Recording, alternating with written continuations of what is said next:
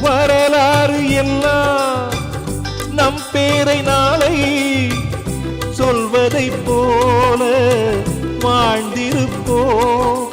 எங்களுக்குள்ளே வளைந்திடுவோம் நாணலை போல்தானே. நம் ஒற்றுமை காத்திட நின்றிடுவோம் தூண்களை போல் நாமே.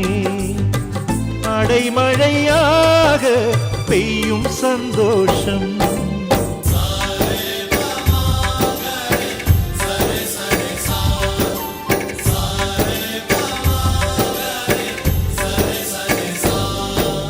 ஆசை ஆசையாயிருக்கிறதே இதுபோல் வாழ்ந்திடவே. பாச பூமழை பொழிகிறதே இதயங்கள் நனைந்திடவே.